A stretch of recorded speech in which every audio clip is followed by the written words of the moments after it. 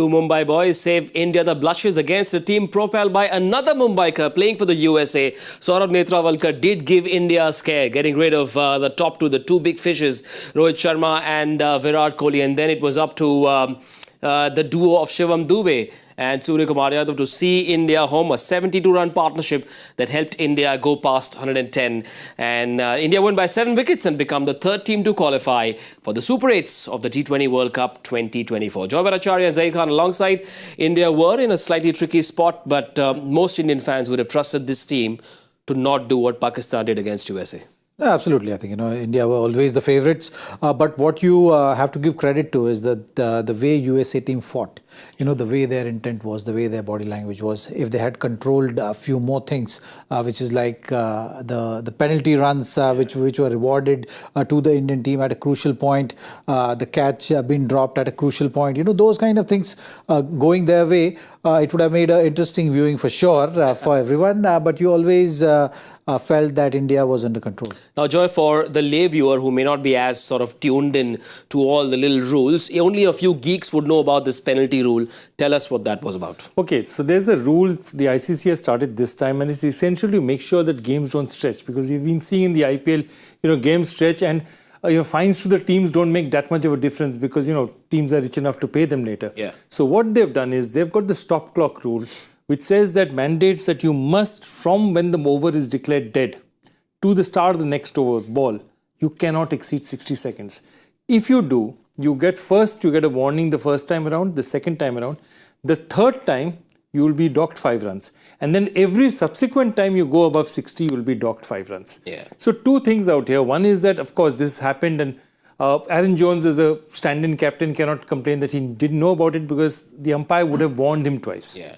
So he would have been aware of it. And then I think he got too absorbed in a last-minute fielding change.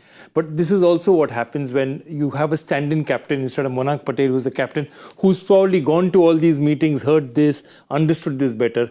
And therefore, it went on those lapses. But 5 runs, it was a fairly tight match. 5 runs might have just made a difference. How can Americans... This is a different penalty as well. So, so this is a run penalty. Yeah. But if you don't finish your overs in within the time given to complete 20 overs, then there is a fielding extra fielder in the 30-yard circle. So that is another penalty which you always have to deal with. So there are 2 basically objectives. You have to finish the overs in the given time to complete the 20 overs. And in between overs also you got to be quick. Absolutely. So that you are just managing that time well on the field. That was to educate India fans and Pakistan fans who are very quick to jump onto these things and they sort of smell a conspiracy theory, but there isn't any. It's surprising that an American doesn't know what a shot clock does. Right? Correct. They do everything. Yeah, NBA basketball is all about shot clocks, but clearly he didn't understand when the timer is on.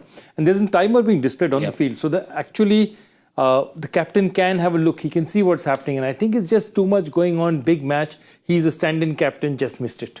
While India won, we've got to start this conversation with what Netravalkar did. It's a spell that he shall talk about forever and ever. His children, their children and their children will know what our great-grandfather Netravalkar did in 2024. Well, he's having a good tournament. Yeah. The previous match, bowling that super over, consistently getting that swing up front. You've seen USA team also have been using him in that fashion. If he's having a good day, then they don't mind using his 3 overs up front. And that is how his role is in the team. His role is to do damage with the new ball. And today, a very proud day for him because he's got Virat Kohli on the first ball and then Rohit Sharma as well. So, yes, he will cherish this day for a long time. I just read a tweet. I'm not sure this story is true, but if it is true, it's a great story. Netravalkar last bowled to Virat Kohli in the year 2009 in a match between ONGC and Air India. What an incredible story if it's true, Joy. Yeah, 15 years later, he's playing a World Cup against him and taking him out first ball. I think that's it. Also, what happens if it's a very good ball to fail first time out? Yeah. You just couldn't get the bat away. You just pushed at it and, the rest, keeper did the rest. But that's what I'm saying. It's a great story. And the third over, then getting Rohit Sharma out, getting a leading edge straight up there. Yeah. There was a fairy tale with just that one dropped catch must have spoiled a bit because, that was a crucial time. Yeah. So when Netravalkar got the catch out Shalvik's bowling, it was 58 for 3. Okay. Yeah. And Pant had just got out a couple of overs back. One more wicket there, Surya. Who knows? The match might have been more interesting. I'm not saying it's one way or the other, definitely, but match might have. Yeah, but pressure was definitely on. At 10 over mark, if you see, there was not much of a difference. Both the teams had lost 3 wickets, and you've seen that this pitch can create those kind of scenarios and situations. New batter walking in, 1 wicket can bring 2 wickets, and suddenly you can feel the pressure. So yeah, that catch, that moment, there were two big moments in the game. One was that catch of Surya, and the second was the penalty runs. So these two things are definitely were big moments when India was chasing down that total. Welcome half century though for Suryakumar Yadav, 50 not out of 49, 2 fours and 2 sixes. He was living dangerously.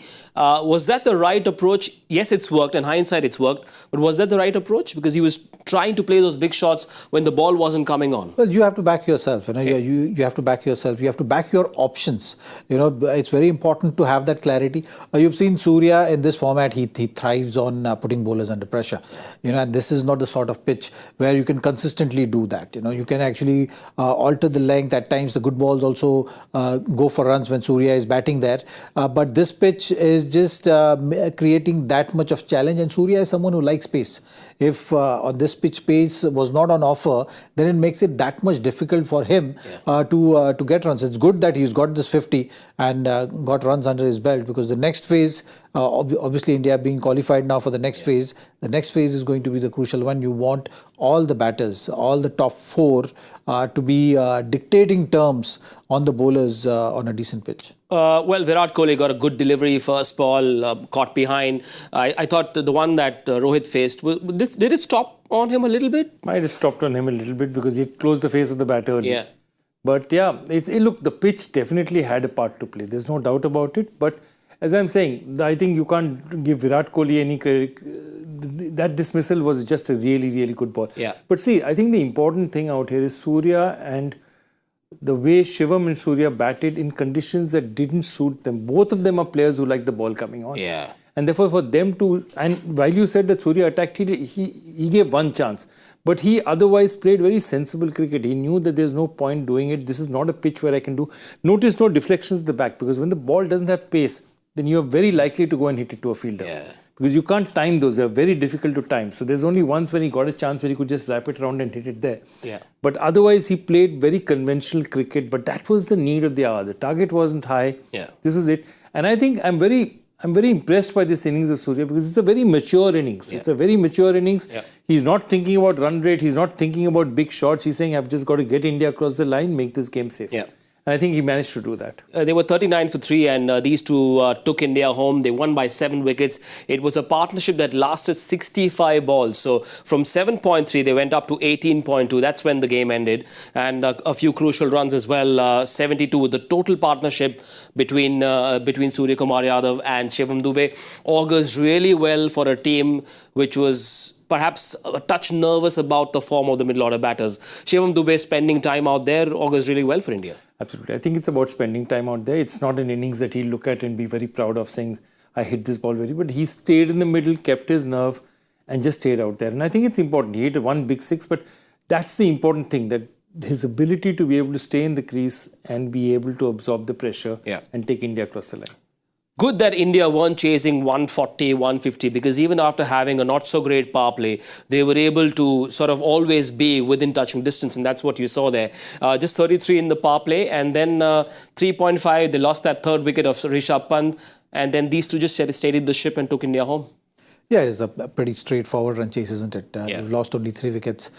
Maybe that one time in the middle, one small little phase of 2-3 overs, you felt that maybe it could have gone either way, or Indian batters would have to deal with more pressure. But other than that, it was a pretty straightforward game. There was no pressure of net run rate or anything which you're looking at in this group. You're pretty much winning all the games.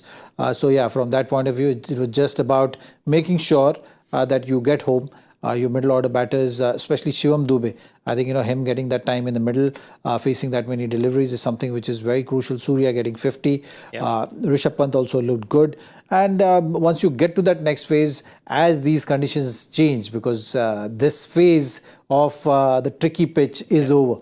Now you can just set that thing with the last league game in Florida, and then from there you take things forward, because you need that flow of the bat also now from all the batters when it's going to matter the most.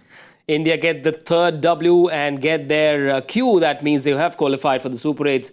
But who will that second Q belong to? Now, Pakistan fans wondering what happens to them, because USA have won 2, lost just the one that they did today. Their net run rate is plus 0.127. Both teams, in fact, in a positive net run rate. But here's how Pakistan can still qualify for the Super 8s. If Pakistan needs Ireland to win against USA, a win for India is needed against Canada. And Pakistan must beat Ireland convincingly, and then it will come down to net run rate. What's your hunch? So 2 things. One is that, let's leave Canada aside, because Canada's minus 0.493. For them to make up that and go into the positive enough for them to qualify with 4 points looks tough. I mean, them beating India is tough. Them beating India by 70-80 runs is in the realms of very, very unlikely. So basically, look, it boils down to 2 very simple things. Basically, Ireland have to beat the US. All that needs to happen is Ireland needs to beat the US, because Pakistan then just need to win their game. Pakistan, forget about net run rates and all that, because if they win, if the US wins anyway, they're in 6th, they're out. They're playing on which venue? They are, I think, playing now, and I think all the matches have moved to. This is the last match. This is the last game in it's all Florida now. Because this is a tricky pitch, Yeah, so on this pitch, anything can happen. Anything can happen. True. Tricky one. US versus Ireland in Florida on Friday the 14th. However, emotionally, generally from a narrative point of view, US seem to be the more attractive proposition. I mean, it's sad for Pakistan fans, but US seem to have been the better side in this group apart from India. Look, I've liked the way they are carrying themselves out. It's winning, losing is just part of the game. It's about how you're controlling what you can control, which is your body language, which is your belief, and following the processes. I think US in this tournament doesn't matter how they end up in the tournament. I think one thing they've done is it's a team which is recognized by the cricketing world, and saying that these are the guys who are willing to put their bodies on the line, who are willing to go the distance, and wanting to improve. As they get more exposure, they're going to get better. And in this format, you've seen any team can beat any team. So I think they've got enough for them, enough potential in the team, and how they are going on about doing their business, that you will see some upsets from this team. That is something which is exciting from this tournament. We'll have to see how the Ireland game also goes, but I think this team will put up a good show against Ireland as well. Someone joked on Twitter saying, "Why did Saurav Netravalkar watch Captain America and not Swades? Why is he doing so well against India?" But what a great story it will be, Joy, if USA do make it. World cricket gets a new team to talk about, a brand new story to add to the mix. Look, already I'm telling you, they are a very engaging mix, because they have a combination of Indians, Pakistanis, Sri Lankans will also come into the picture, and West Indians. So it's a very potent, because where you're sitting, you're going to get a lot of West Indians as well. If you remember, the US team used to be lots of ex-West Indian cricketers. Now the Indians and Pakistanis are also coming out there. So you have a very solid core of players. You have the money, you're going to have Major League cricket going on for a long time. So you're seeing now this is going to be a really, really difficult team, and over time, expect consistent results from this team. Right. They did stretch India up until the 19th over. Zach, what did you make of how they went about defending this one? They had India in a slightly tricky spot with 2 down for almost nothing. Netravalkar bowled really well. He continues to impress you. I think they've been smart. They've been backing themselves. That's something which stands out. Today they've not used the spinner Harmeet Singh at all. So they had a plan, even with the changes which you've seen in the playing 11. It's a thinking unit. So you have to give the credit to the support staff as well. I think Stuart Law is someone who must be really, really boosting their morale, motivating them, and igniting that belief in them that tactically we will approach each team in a different way, but know that on your day you can beat any team. That's a sort of approach you want to see, and that's what I saw from the defense. I think I was very, very happy to see the way they were fighting to save these runs. Was it the fear of Rishabh Pant and Shivam Dube and Suryakumar Yadav, all three very potent bowlers of spin bowling? Is that the fear that played on USA's mind why they didn't play bowl the left-arm spinner? Yes, that does add to that you wanted to stay away from that matchup.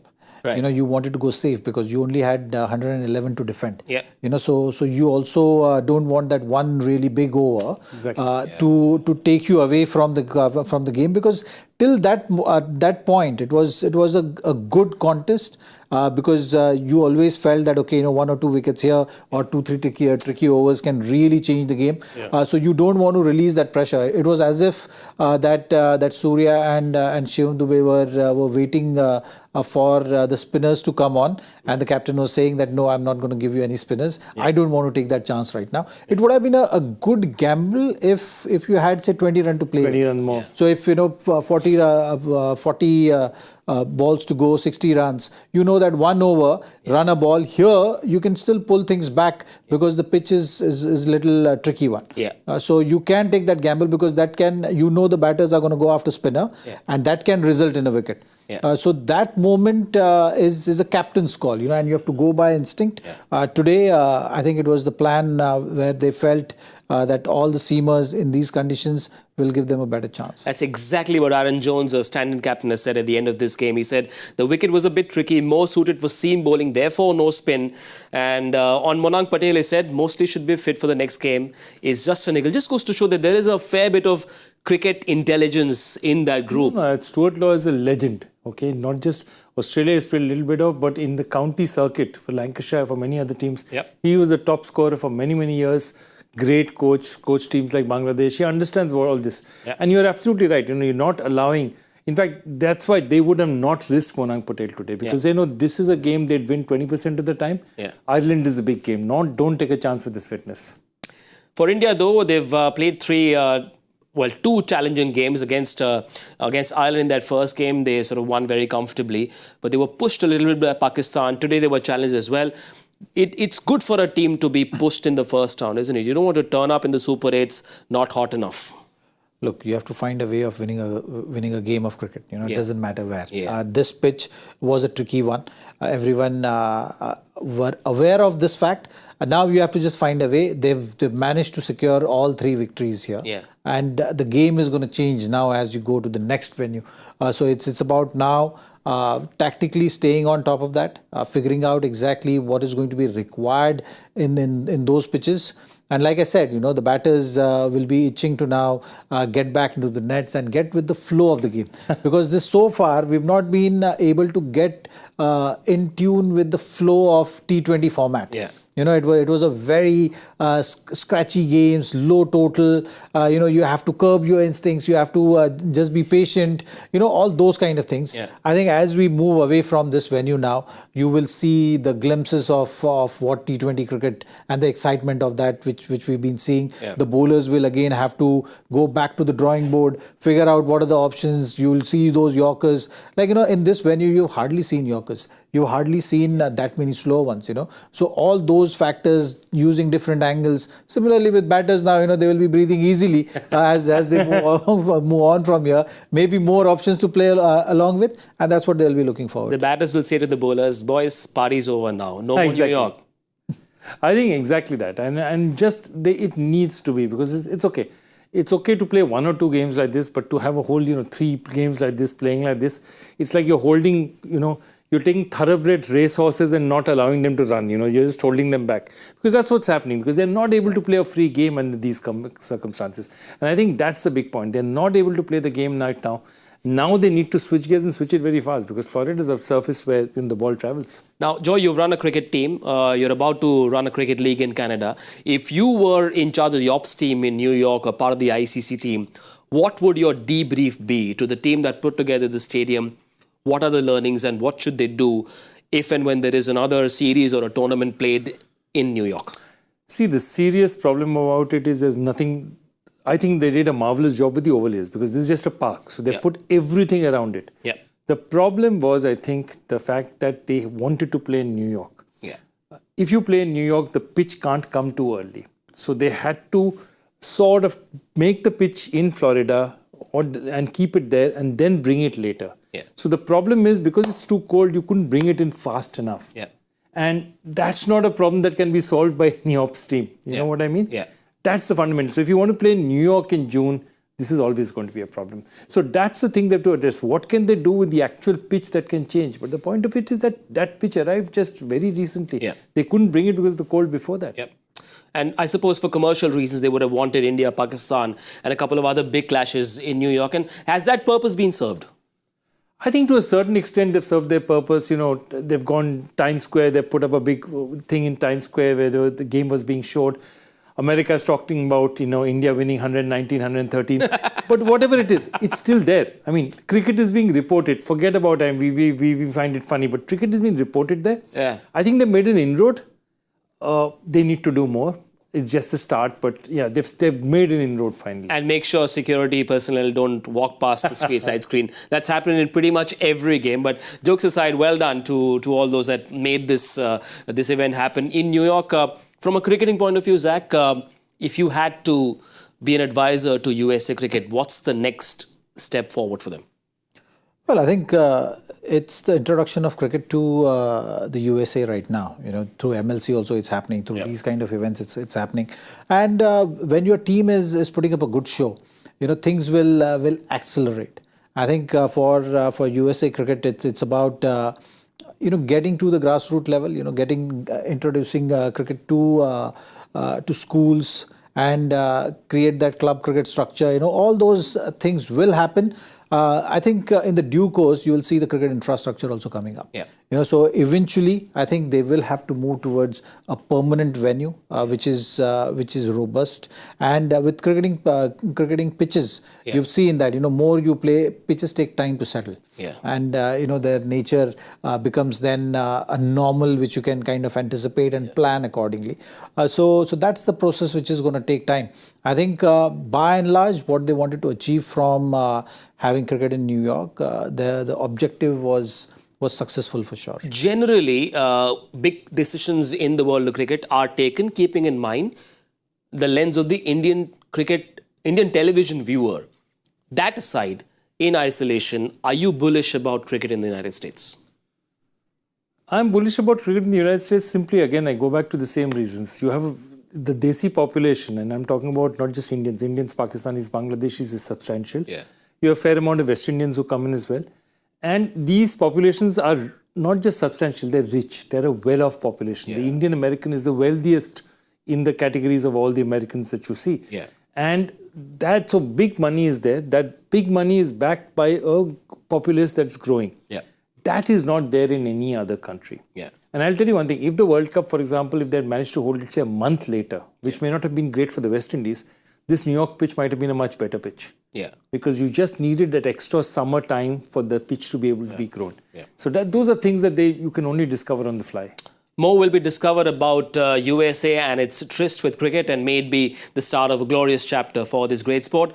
Moving on, it's a contest between Bangladesh and Netherlands. This one will be played in St. Vincent. It's a contest between two teams that lost to South Africa in New York. Low-scoring games, both of them. Bangladesh, I suppose, will do well, Joy, to not think about that controversial 4-run moment. They've got to move on very quickly. Yeah, they've got to move on. That 4-run moment, because they should tell themselves that they had 3 genuine chances to win it. Yeah. And Mahmudullah hit a 6, that ball should have gone for 6. He's bowled 3 full tosses in the final over, and they couldn't close it. So yes, that's something that the ICC needs to solve, that rule business. Yeah. But that's not the reason they lost. They lost the game when they had it in their hands. Yeah. Meanwhile, Netherlands, Zach, should take a lot of confidence from the fact that they were able to push a very powerful South African lineup. South Africa won that game by 4 wickets, but it went down to the wire. So they've got to draw inspiration from, because both teams are level on points. Just the one win. South Africa in this group has already qualified. 1 spot up for grabs. This could be one of those really tight contests between these two sides. Look, Netherlands, once again, is one of those teams right now who, when they're coming in the World Cup, they are not just filling a spot. They are expected to win. We've seen that, that consistency is coming. That you have the players which can, on any given day, beat any team. And South Africa is someone who they've always been giving a tough run. Even this time they came close. But I think on the whole, if you see, their approach is something which is very good. Again, a team growing in confidence, and they always believe that they're here to win. It's about getting to that next phase. If you ask them, so those are the things which always gives you confidence also when you're looking at Netherlands team. You look at the batting lineup. Max O'Dowd is someone who is at the top, who will be looking to do the damage, who looks to take the bowling on. And Baz de Leede is also someone who is having that all-round ability with bat and ball, and all these names are getting very familiar now, isn't it? You have Van Meekeren also, who is consistently bowling well. You always know that this team, with the kind of experience these guys are getting, these names are also featuring in a lot of franchise cricket, which is always going to speed up that process. So be it Tim Pringle or the one name which I'm missing actually, if you can go back to Vikramjit Singh, who is very attacking at the top. We saw him at the World Cup as well. So he's not going to hang back. So all these things are going to make exciting viewing tomorrow. Joy, changes for you. Saqib Zulfikar could come in. He's the other leg break bowling all-rounder. Leg break all-rounder, Saqib Zulfikar for Tim Pringle. And the other is, to be honest with you, I thought he had a very good World Cup otherwise, 50-over World Cup, Aryan Dutt. And Aryan Dutt is an offie who can bowl in the power play. You can bowl in the power play. He gives them a little bit of variety. So Aryan Dutt is an option that I definitely look in the top order. Now, when teams are in a spot of bother, they look at their talisman to pull them out of that hole. Once again, Shakib, who made his debut in 2006, once again, even in 2024, his form runs in parallel with what happens to the team. He's got to step up. He's looked a pale shadow of himself. There's criticism of him all around, Joy. And Bangladesh, anyway, the supporters are very emotional. This is a team that, he had a fantastic 2019, but even 22, 23, the last 2-3 World Cups, T20 and the 50-over World Cup, he's been he's a shadow of his former self. This is the last chance they have, and mind you, they have a very good opportunity, because if you look at this league, Sri Lanka is looking out of it. They're getting smashed in encounters. So what's happened, therefore, is when Sri Lanka is out of the tournament, that means the second place is up for grabs. So both Netherlands and Bangladesh, even though they've lost that game, the games against South Africa, they're smelling opportunity. That this is their chance. One of them is going to make it. And therefore, Bangladesh will be cock-a-hoop saying that, can we go? We just missed. We couldn't close last game. Can we close this game? The batting's a bit too reliant on Tauhid. Shakib isn't looking good. Shanto needs to step up as well. Can they look at bolstering their batting lineup by bringing in someone like a Soumya Sarkar? Maybe for Jakar Ali, who's looked a bit lost? I'm not sure. I think if they're going to go opt for any of the changes, they would back the same playing 11 is what I feel. Tauhid Ridoy has been looking good. Mahmudullah almost finished the game for them, but their bowling has been very consistent. So that is something which we have to see how they go on tomorrow, because that is something which is going to be very important. Mustafizur Rahman, as always, this year he is looking in great rhythm. So that is a great plus for Bangladesh. And Tashkent, he's been very good. Hits the deck hard, bowls quick. So I think bowling is looking steady. Batting, you just need confidence and get things together. So playing 11, I don't see any changes there. Keshav Maharaj bowled 3 full tosses, defending 10 in that last over. If only they'd converted that opportunity, they would have had 2 in the bag. They would have had 2 in the bag, but they still should tell themselves that we are not. That's it. That could have been a knockout match. It's not. Normally, with Sri Lanka performing badly, they still have that chance. They have that whiff of opportunity. My point is, the only change they could have thought about at the start is Shariful coming in for Tanzim, but Tanzim's just been bowling way too well. I think Tanzim's doing too much for them, and I think Zach is absolutely right, because they just gave Jakar Ali an opportunity and took Shomo Sharkar out because they wanted to have a hitter lower down the order. That was the basic idea, to have somebody else who can club it, because as you said, Mahmudullah was the only person who's hitting in the end. And unfortunately, Jakar Ali got out last time, but the need remains the same. They don't need a top order batsman. They need somebody at 6 or 7 who can hit big sixes. Who knows, in the lower order, he might prove to be the Jakar in the pack. Okay, sorry. Oh God, it is One that for the time day, of sir. the night. Okay, very quickly, one player each from both teams. Mustafizur, I'm picking left armers only. Why not? Yes. So Mustafizur, I think for Bangladesh, as I mentioned, good rhythm, needs to continue with his work. And for Netherlands, I'm going with Bas de Leede. I would have gone with Bas de Leede as well because he's just such a complete player. Yeah. But I'm going to go with Logan van Beek because I think he's the guy who takes wickets up front for them. Yep. And for Bangladesh, I think you're absolutely right. I think Shakib needs to come to the party. And in this building, one player to watch out for on our guessing game contest is Mr. Khan, for whom this English studio is very lucky, sir. You're on top of the table. Well done. That goes to the Breaks board. away from the pack. Simon Dool should be a worried man. So well done. You're lucky for the English studio is lucky for you, sir. You know, good thing with Simon is his percentage is going to stay the same, isn't it? Because no he's matter not what here for a while. You have one bullseye, so which is why you're above. No, I don't have. No, he doesn't have bullseye. Oh, sorry. Oh, you just have a better score. So let the other kids play amongst themselves. I know you've been dreaming of bullseye these days. Missed it by one today. Even I missed it by one yesterday. So I was a bit too. I think I allowed my emotions to get the better of me. I was very bullish on a very strong India batting power play. It wasn't to be, thanks to a Mumbaikar from Malad. But what about the Bengali from Kolkata who lives in Gurgaon, who troubles us with tough questions, Joy? I only half guessed it right today. you half guessed it right, but it's an interesting one. Let's take a look. So 4 players from 2 teams of the Under-19 World Cup are now playing 2024 for different teams. So if Hardik and Netravalkar are now playing for, who are from India are now playing for the USA, who are the other 2 and what team are they playing for? And one, of course, is Corey Anderson, New Zealand. But we tend to forget that the other guy who's also from that same New Zealand team is a certain Logan van Beek. Because Van Beek is also from New Zealand and he is now playing for the Netherlands. There could have been another one. Kaleem Sana's name was there. He was withdrawn at the last minute. Wow. Kaleem Sana's name was in the squad for this same 2010 World Cup. His name was withdrawn at the last minute. Fabulous. Now you know. Now the world knows. But we've got to tell the world who the winner was, Joy. Let's see. Bring it up. Let's bring it up very quickly. Akash. Not Chopra. Okay. I don't Akash _235. Well done. Tali. Congratulations, Akash, on cracking that one. We got a lot of entries, by the way. But what we're going to do is try and go through all the names. And maybe I'll personally send a handwritten note for participating. No, I won't. I'm just kidding. We're done for the day. It's time to say good night. It's past midnight.